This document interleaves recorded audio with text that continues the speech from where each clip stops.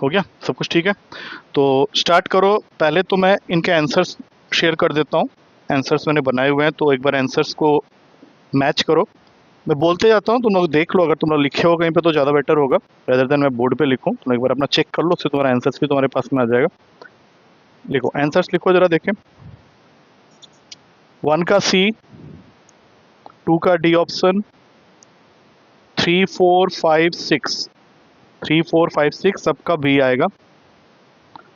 7 का D option, 8 B, 9 का D option, 10 ए, 11 सी, 12 का डी ऑप्शन, 13 14 15 सी, 16 का डी ऑप्शन, 17 ए, 18 सी, 19 20 डी ऑप्शन, 21 ए, 22 सी, 23 बी, 20 बी, 23 बी, 24 ए, 25 सी, 26 B, 27 का डी ऑप्शन, 28 ए, 29 B, 30 का डी ऑप्शन, देन 31 बी, 32 33 ए, 34 सी,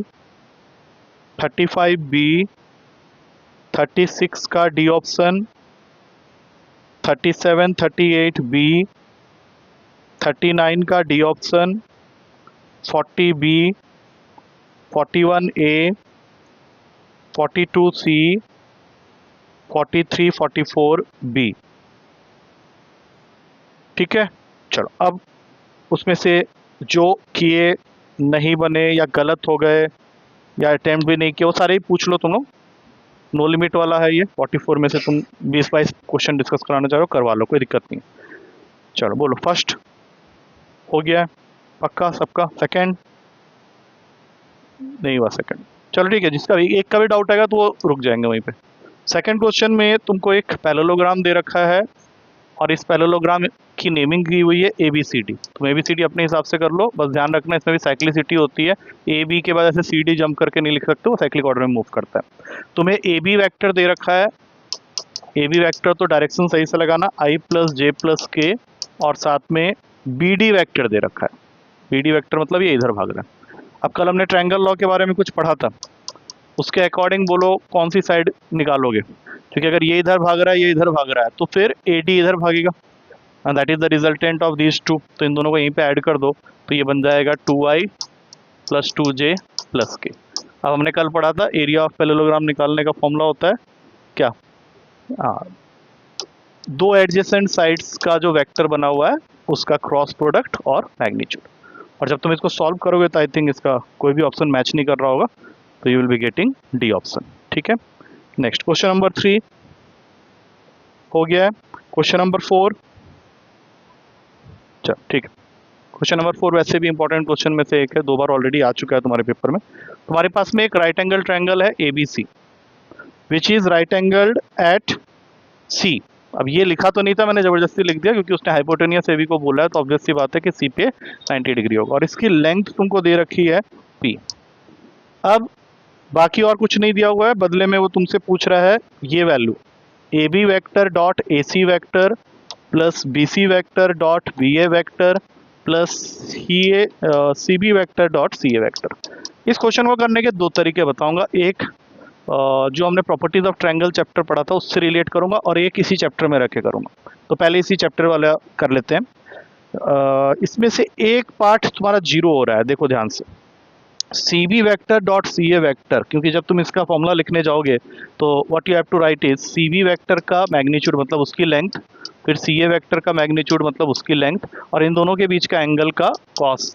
तो इन दोनों के बीच का एंगल तो 90 डिग्री है, इसका मतलब है कि ये पार्ट पूरा का पूरा तुम्हारा 0 हो गया। अब इन दोनों में अगर मैं AB लिखूँ, AC लिखूँ, और यहाँ पे कर दूँ माइनस का BC डॉट AB, तो आई थिंक तुम लोगों को समझ में आ जाएगा क्यों किया है मैंने। And you have to take something common, that something is AB vector.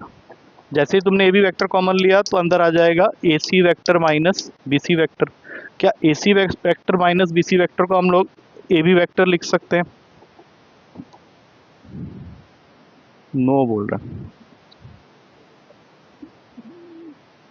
नहीं नहीं कोई बात नहीं, ऐसे भी तो कर सकते हैं, क्या दिक्कत क्या। ए सी इधर है, ठीक है, और माइनस बी सी है। माइनस बी सी मतलब अब यहाँ पे थोड़ी सी दिक्कत क्या होगी कि हम लोग चाह रहे थे कि ये इधर आ जाए, इधर आ जाए, तब जाके तुम्हारा ये बी ए वैक्टर बन जाएगा। तो इसने पहले ही उल्टा किया हुआ है, तो पहले ही उल्टा किया हुआ है मतलब ए बी वैक्टर का डायरेक्शन ऐसे रहा होगा और ये इधर रहा होगा, तो ये तुमको अपने आप ही सोच लेना है वहाँ पे। तो A B dot A B बच गया। A B dot A B क्या होता है, कल मैंने बताया था तुम लोग को, that is A B vector के मैग्नीट्यूड का स्क्वायर, और ए बी वैक्टर का लेंथ जो है ऑलरेडी पी दे रखा है तुम्हें, तो ये वैल्यू हो जाएगी पी स्क्वायर। अच्छा, दूसरा मेथड क्या है, दूसरे मेथड को ले आओ, थोड़ा सा याद करो। प्रॉपर्टीज ऑफ ट्रायंगल चैप्टर में मैंने तुम लोगों को समझाया था कि एंगल ए के अपोजिट वाला हमेशा स्मॉल ए होता है, एंगल सी के अपोजिट वाला स्मॉल सी, और एंगल बी के अपोजिट वाला स्मॉल बी।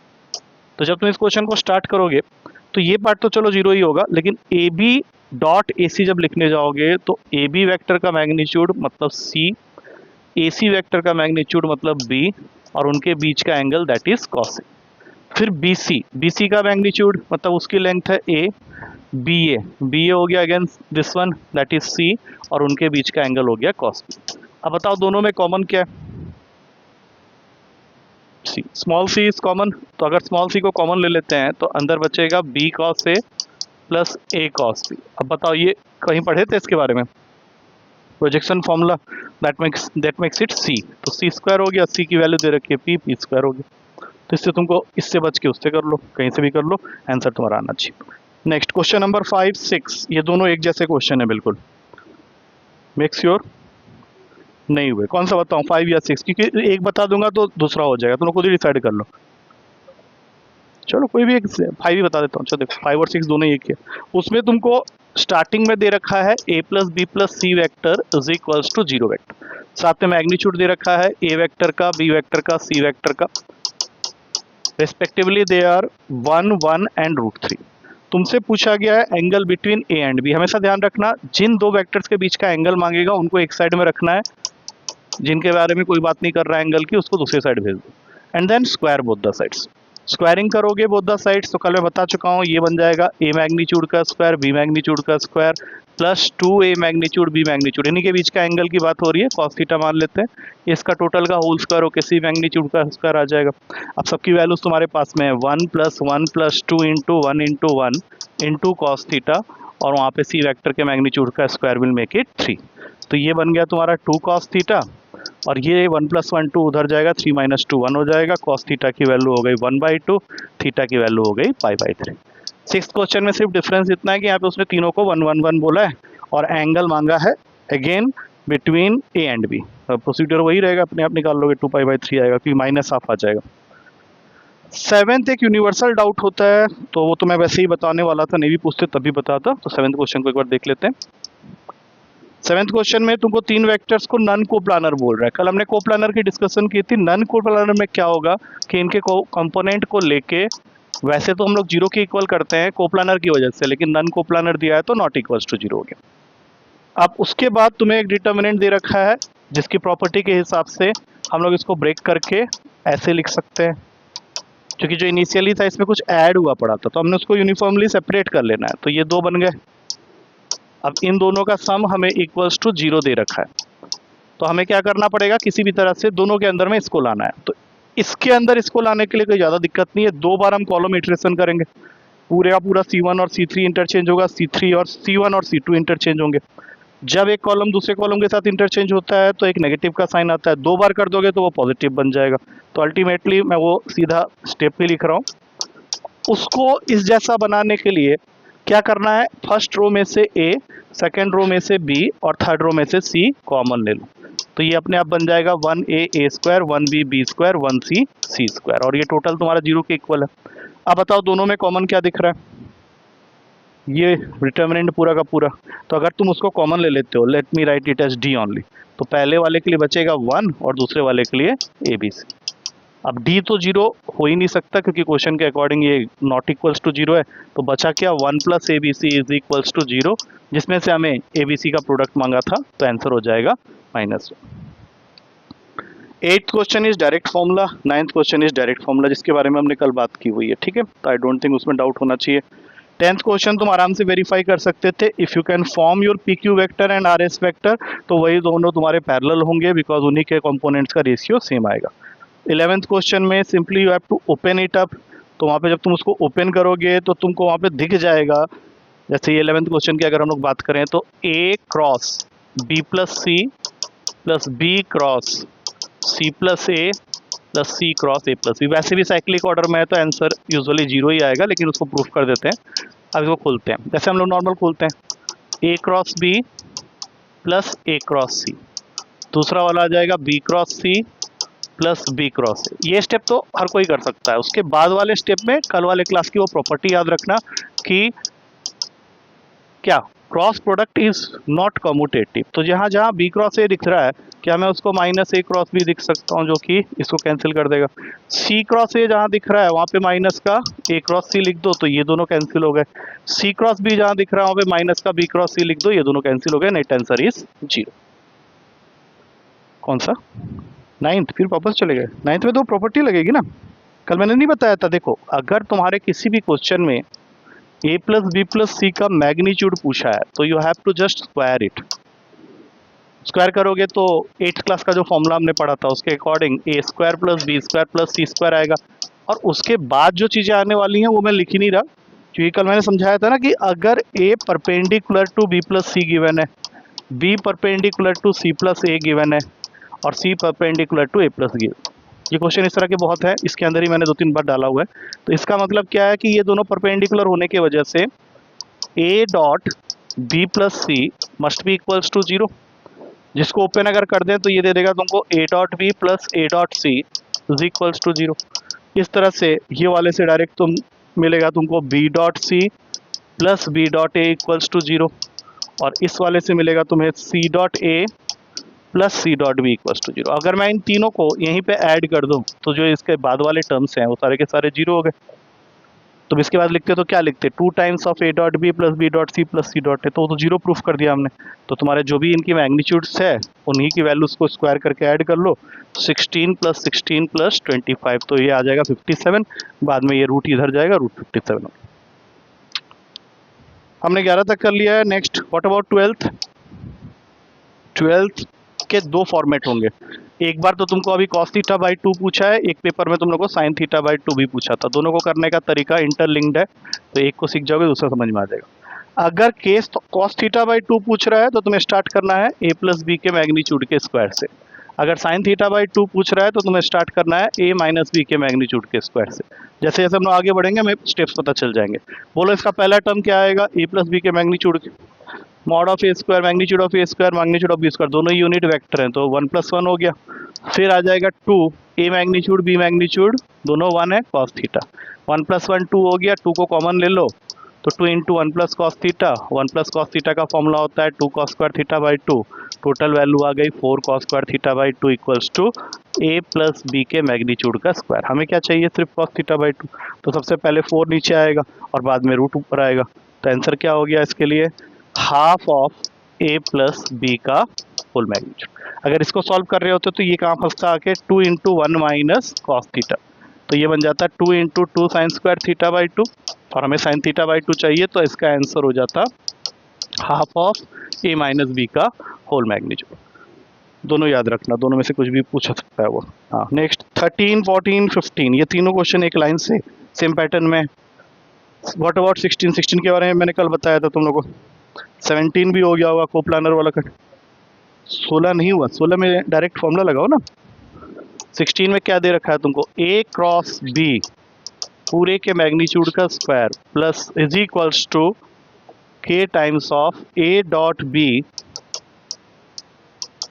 पूरे के मैग्नीट्यूड का होल स्क्वायर, और सबसे लास्ट में a मैग्नीट्यूड का स्क्वायर b मैग्नीट्यूड का स्क्वायर। k की वैल्यू निकालनी है, बोलते जाओ। चलो a क्रॉस b के मैग्नीट्यूड का स्क्वायर खोलो, a मैग्नीट्यूड का होल स्क्वायर b मैग्नीट्यूड का whole square sine square theta. k यहीं पे रहेगा, a मैग्नीट्यूड का होल स्क्वायर b मैग्नीट्यूड का whole square cos square theta. अब क्या हो रहा है, फिर a मैग्नीट्यूड का स्क्वायर b मैग्नीट्यूड। कुछ कटेगा क्या? हाँ, तो ये काटो, दोनों साइड से कॉमन लेके इसको उड़ाओ।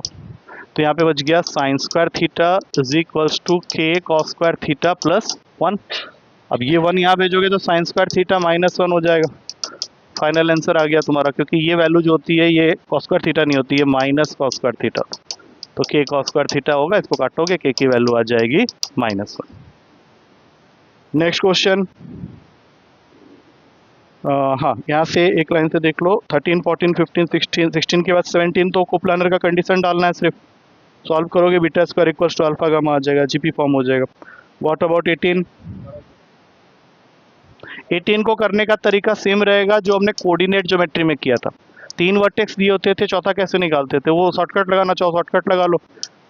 हाँ, सपोज कर लो ये बी सी डी, इसके पोजीशन वेक्टर दे रखे हैं, ए vector, B vector, C vector. जो मैंने बताया था उसके हिसाब से मैंने इसको एक्सटेंड के लिए बोला था। डायगोनल्स बाइसेक्ट करते हैं, इसका जो भी मिड पॉइंट होगा उसका भी वही होगा। तो पहले इसका मिड पॉइंट निकाल लो ए और सी के थ्रू, तो ये बन गया a प्लस सी बाई 2। क्या ये वैल्यू इन दोनों के मिड पॉइंट का काम करेगी? Is equals to X plus B by 2। हमें x की वैल्यू चाहिए तो b इधर भाग के आ जाएगा, तो आंसर हो गया a माइनस बी प्लस सी। है ऑप्शन में कहीं ना कहीं। 19th क्वेश्चन में सिर्फ ये सोच लेना कि वो सेमी सर्कल है, तो उसके अंदर में bp डॉट pc हमेशा 0 होगा। Angle in semi circle is always 90 degree.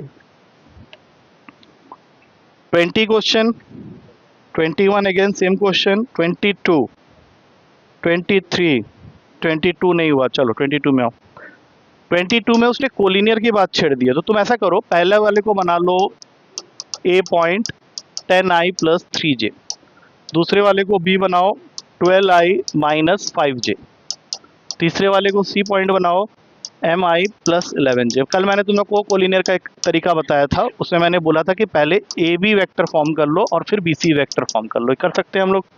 A B vector form करोगे दिस माइनस दिस, मतलब 2i cap minus 8j cap, और बी सी वेक्टर फॉर्म करोगे तो m minus 12i cap plus 16j cap. अब सबसे best तरीका होता है कोलिनियर का, रेस्पेक्टिव कंपोनेंट्स का रेशियो ले लो, 2 upon m minus 12 is equals to minus 8/16। अब सॉल्व कर लो m के लिए, आराम से आंसर आ जाएगा तुम्हारा। 1/2 तो यहीं पे हो गया। अब क्रॉस मल्टीप्लाई करोगे 4 is equals to minus m plus 12 आ गया, 8 आ जाएगा ना फिर, 8 आ जाएगा। हाँ कर।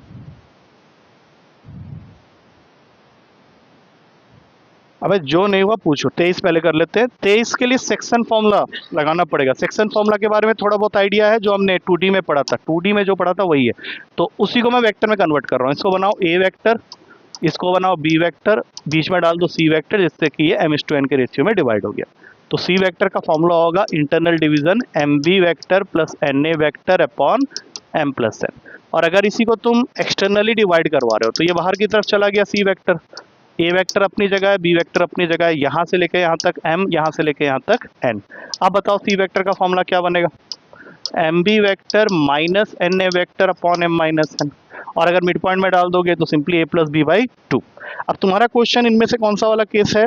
तो उसने तुमको बोला है R1, R2, R3 are the position vector of 3 collinear points and scalars m and n exist. सीधा कंडीशन लिखते हैं, R3 vector is equals to MR1 plus NR2 upon m plus n। लिखा नहीं हुआ है, मैं लिख देता हूँ अभी फिलहाल, लेकिन क्वेश्चन में सिर्फ इतना सा पार्ट दिया हुआ है। तो इसके लिए अगर मैं फिगर बनाना स्टार्ट करूँ तो एक बात तो तय है कि R3 वेक्टर तो बीच में ही होगा, लेकिन R1 यहाँ होगा और R2 यहाँ होगा, M और N यहाँ होंगे, तब जाके ये फॉर्मूला फिट बैठेगा। इसके लिए सोच के देखो, अगर मैं इस फॉर्मूला के हिसाब से चल रहा हूँ तो। अब सोचो कि नीचे उसने m प्लस n तो लिखा ही नहीं, इसका मतलब m प्लस n की वैल्यू क्या रही होगी? 1। सीधा यहीं पे खत्म हो जाता है क्वेश्चन। ठीक है। अच्छा 23 के बाद व्हाट अबाउट 24? 24 वर्क डन का फॉर्मूला मालूम है तुम लोग को, फिजिक्स में किए क्वेश्चन तो। W is equals to force dot displacement. Displacement मतलब यहाँ पे ए बी है। वर्क डन तुमको दे रखा है -48 यूनिट्स। फोर्स का तुम्हारा वेक्टर ऑलरेडी गिवन है mi minus 3j plus k, और ए बी वेक्टर तुम खुद बना सकते हो क्योंकि तुम्हें डिस्प्लेसमेंट मालूम है कि तुम्हारा बॉडी किस पॉइंट से किस पॉइंट तक डिस्प्लेस किया है। बोलो क्या बनेगा ए बी वेक्टर?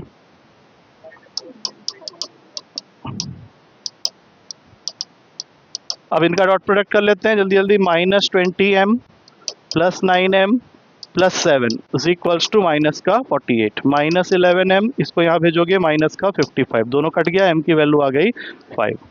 इसी का एक कंसेप्ट और होता है टर्क, मोमेंट और टर्क। आर क्रॉस एफ, हाँ आर क्रॉस एफ आया था इस बार के पेपर में क्वेश्चन, इसलिए बता दिया आर क्रॉस एफ उल्टा। जैसे सर्कुलर मोशन में आ गए तो वर्क डन का इक्विवेलेंट कौन होता है, टर्क। हाँ टर्क नहीं आया था इस बार का लास्ट पेपर में ही क्वेश्चन, नहीं आर क्रॉस एफ है तभी तो कह रहा हूँ। पहले तुमको पोजीशन वेक्टर ये जो तुम बाद में किए हो वो पहले आ जाएगा, तुम्हारा पॉइंट कहाँ से कहाँ तक डिस्प्लेस हुआ है उसको पहले करना है, फिर क्रॉस करना है फोर्स वेक्टर के साथ, और अगर मैग्नीट्यूड मांगा होगा तो इस पूरे का मैग्नीट्यूड। ओके अब यहाँ पे 24 26 तो वही क्वेश्चन हो गया, खाली उसको थोड़ा सा चेंज कर दिया। तुम एक चीज हमेशा ध्यान में रखना, मैग्नीट्यूड जिस वेक्टर का भी मांगेगा तुमको उसका होल स्क्वायर ही करना है। बोलो इसको खोल के क्या क्या मिलेगा, पी वेक्टर के मैग्नीट्यूड का स्क्वायर प्लस 1/4 क्यू वेक्टर के मैग्नीट्यूड का स्क्वायर माइनस 2 वेक्टर का मैग्नीट्यूड हाफ क्यू वेक्टर का मैग्नीट्यूड। इनके बीच का एंगल कितना दे रखा है, π/3 मतलब 1/2 लिख देंगे।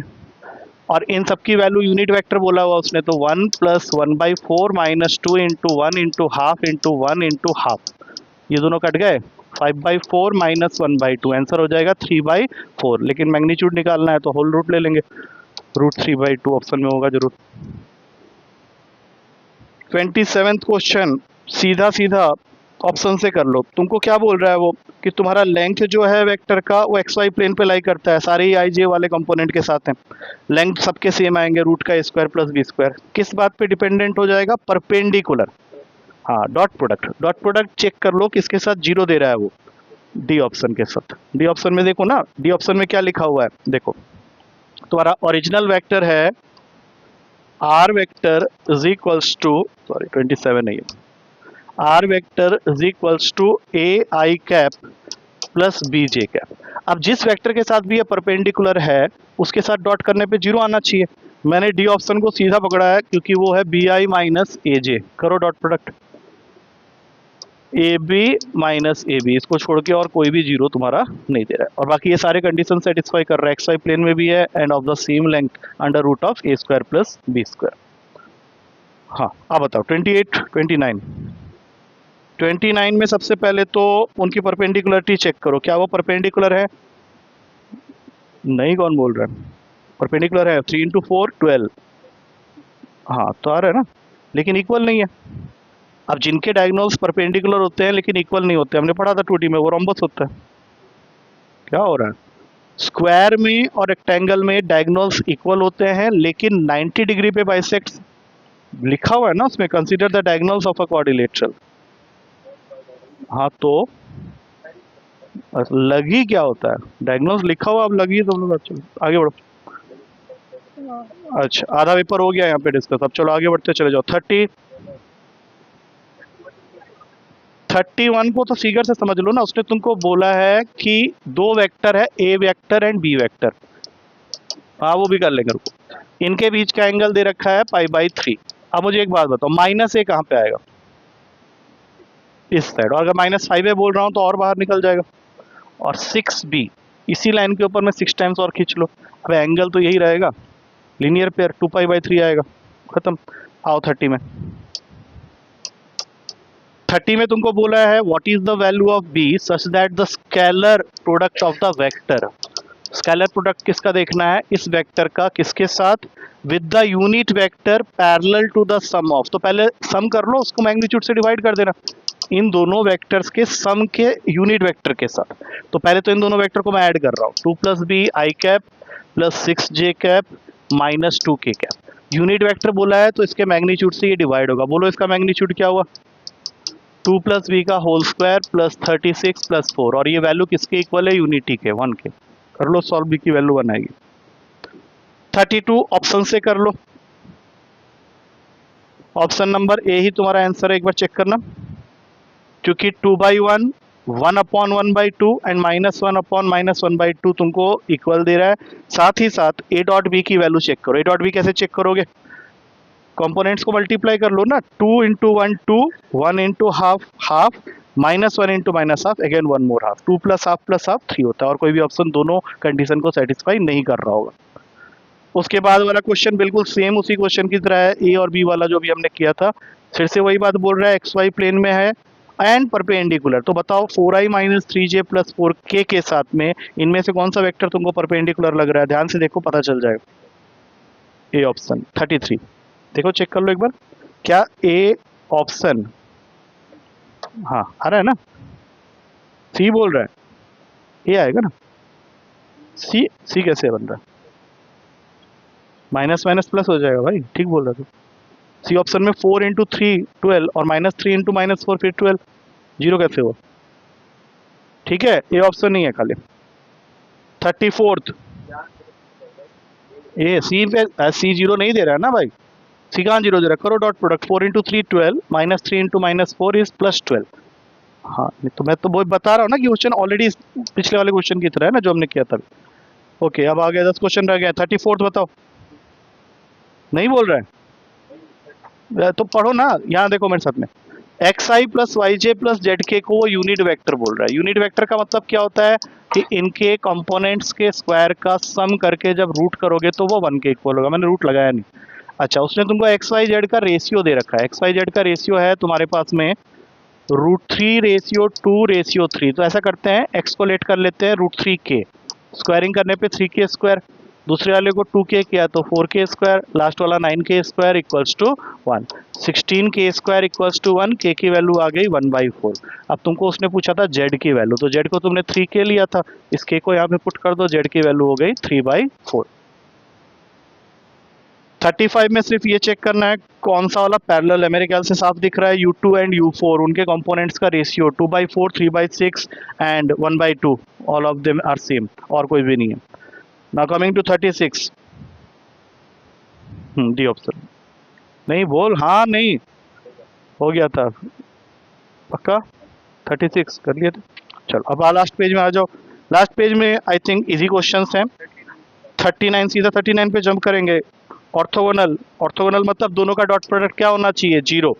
तुम्हारे पास में था i minus x J minus 2k, इसका डॉट प्रोडक्ट तुम्हें करना है 2i प्लस जे प्लस वाई के। तो डॉट प्रोडक्ट ऑर्थोगोनल होने की वजह से जीरो के इक्वल होगा। डॉट प्रोडक्ट तुम लोग कर सकते हो, 2 माइनस एक्स, हाँ कल ही तो बताया था, minus 2y is equals to 0।